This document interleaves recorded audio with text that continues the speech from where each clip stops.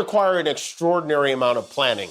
Karoline Leavitt, his press secretary, the woman who keeps insisting Trump didn't draw this or sign this in 2003, she was 5 years old. She was too young even for Jeffrey Epstein in 2000.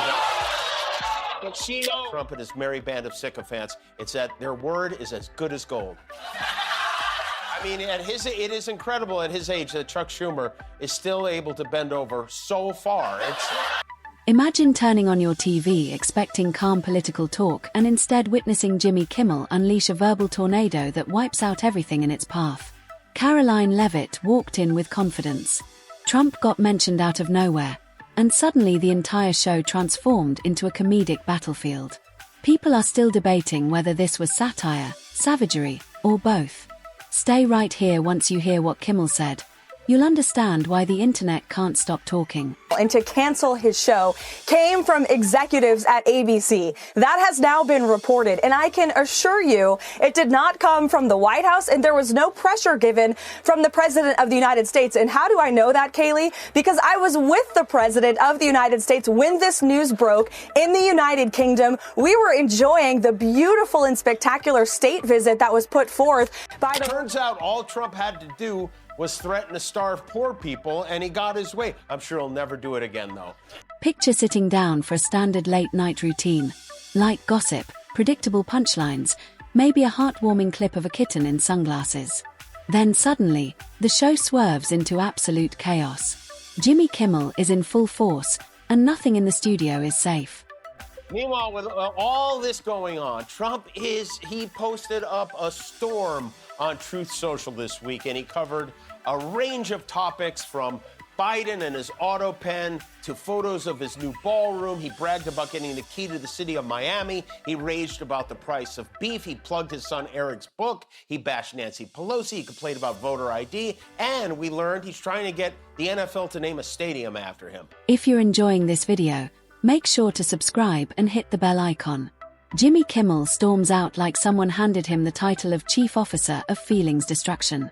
The audience begins with polite chuckles, then instantly realizes they've wandered into a live fire comedy drill. And I actually brought this news to President Trump's attention. He had no idea this was happening. It was a decision that was made by ABC because Jimmy Kimmel chose to knowingly lie to his audience on his program about the death of a highly respected man when our country is in a state of mourning. Karoline Leavitt is caught in the blast radius before she even finishes blinking.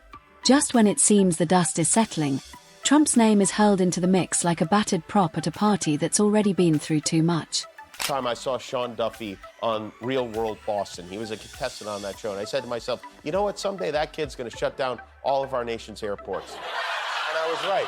And Trump has been desperately trying to convince anyone who'll listen that Democrats are responsible for the shutdown, and that it has nothing to do with him trying to hide the Epstein files. The gaslighting has reached a fever pitch as Trump cuts off the supply of food to children, families, senior citizens, etc.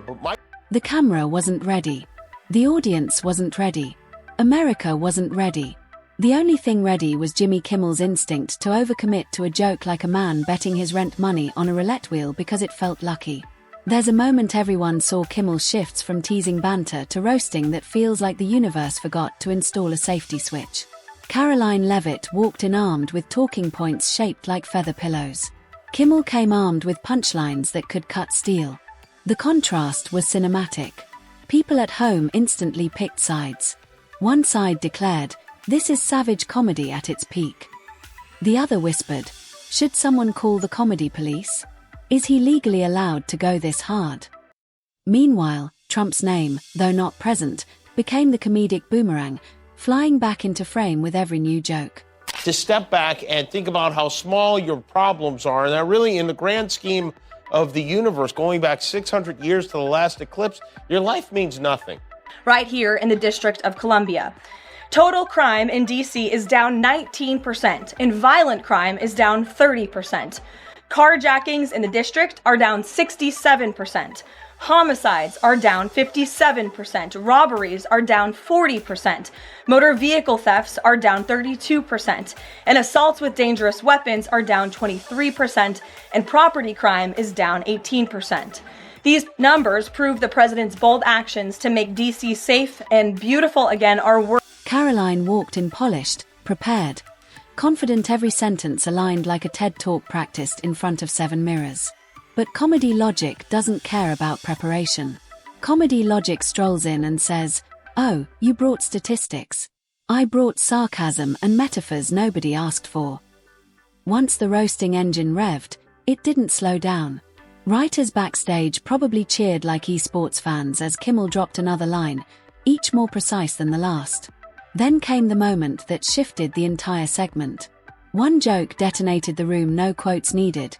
Just perfect delivery. Karoline probably mentally filed a complaint with the universe. And Trump, oh Trump, got dragged in like an unscheduled cameo, jokes flying at him like Hogwarts letters, none invitations, all sarcasm. Pure late-night chaos. Trump reportedly wants the Washington Commanders to give him naming rights to their new stadium. Why would anyone ever want to name anything after Don? I mean, look at Don Jr. It's not exactly a winning strategy.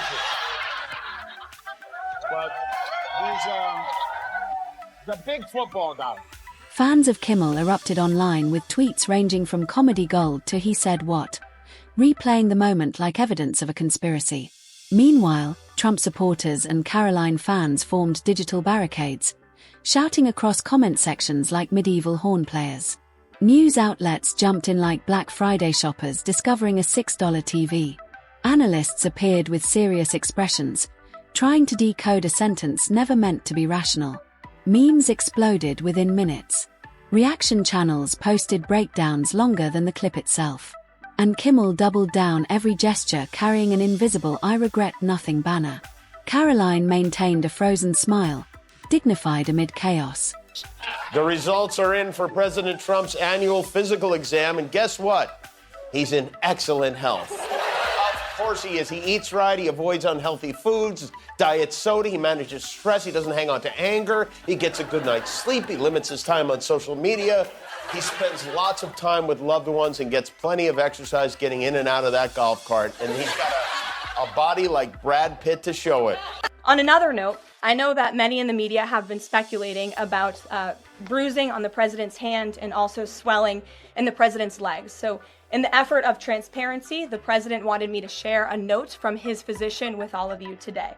Trump wasn't present, but his name played a starring role. Tossed around like seasoning on a dish, each mention sent shockwaves through the studio. One could imagine him scrolling his phone, muttering, "Who's paying for this comedic electricity?" By halfway, the interaction transcended politics, morphing into pure live television absurdity. Less debate, more gladiatorial match. One side with bullet points, the other with jokes sharpened like swords. The studio alternated between cheering and covering mouths, energy reaching boxing match intensity without any sweat. The comedic finale slammed the door, boarded the windows, and mailed the key to Canada. His active lifestyle continues to contribute significantly to his well-being. He stays fit thanks to frequent victories in golf events. Which reminds me, congratulations to President Trump on winning the Masters this weekend. This is Trump's doctor, the guy who wrote this up, Navy Captain Sean Barbabella. He is, that's also the face he made when Trump dropped his pants in the examination. Dr. Barbabella claims that Trump is 6'3". Regardless of political affiliation, the craftsmanship was undeniable. Like building a sandcastle for 10 minutes and karate kicking it into the ocean for dramatic effect. Online reviewers called it everything from hilarious catharsis to the downfall of civilized discourse. Memes multiplied like rabbits with WIF. Supporters of Karoline insisted late-night TV was out of touch. Supporters of Kimmel said comedy was alive. Trump supporters blamed space lizards, the deep state, or trending villains. Casual viewers shrugged, "I don't care who won. This is the funniest thing I've seen in months." The clip became a national sport of chaos. They haven't even finished voting yet. Already Trump is calling our election unconstitutional and a giant scam, which are also adjectives some might use to describe him. He said the whole thing is rigged and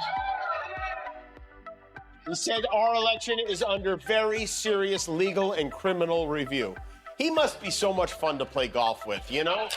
To be fair, it's not like Trump doesn't care about people. I mean, he has a lot of empathy. He's feeling especially bad right now for the family of the newly decrowned Jeffrey Epstein pal, the now former Prince Andrew. Prince Andrew in the UK has had his royal titles stripped away because of the Epstein scandal.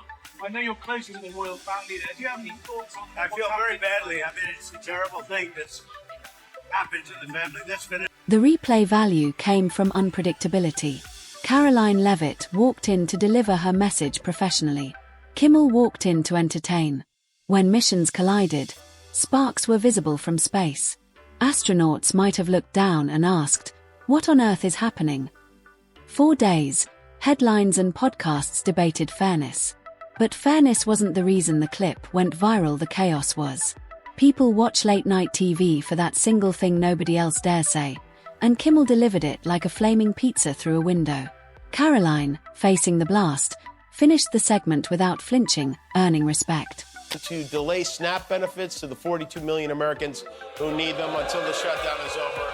And then his press secretary had to go out there and walk that back because he legally can't do it. It really is amazing. The president says one thing, the White House says another, entirely different. It's like the one hand doesn't know what the other tiny, bruised, makeup-covered, greasy, genitalia-grabbing, Sharpie-stained baby hand is doing. And also, hey, you just think about how cruel a person has to be to cut off food to 42 million people. Trump's influence, intentional or not, became the fuel that launched the moment viral. Every reference, every exaggerated remark made viewers lean forward like judges evaluating an unsolicited performance. Under the noise, the truth was simple. People love spectacle. Whether they defended Karoline, cheered for Kimmel, rolled their eyes, or replayed it 10 times, they felt something. The joke wasn't the point. The reaction was. The outrage was. The laughter was.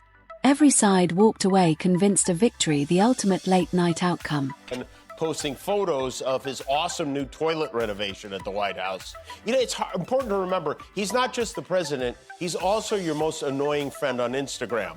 According to a new poll from CNN, Trump's approval rating is at its lowest point since he retook office. It's at 37%, which happens to also be the same percentage of neck he leaves unspray tanned. His disapproval rating is 63%. And what do you do when you have a terrible approval rating? You throw the most ill-timed, tone-deaf Halloween party imaginable. Karoline got national attention. Trump stayed in the spotlight without appearing. Viewers got absurd political theater, keeping comment sections and YouTube alive. Politics and comedy fused into explosive entertainment no one asked for but everyone watches. Days later, people are still talking, replaying, laughing, arguing. And somewhere, someone is planning the next chaotic TV moment.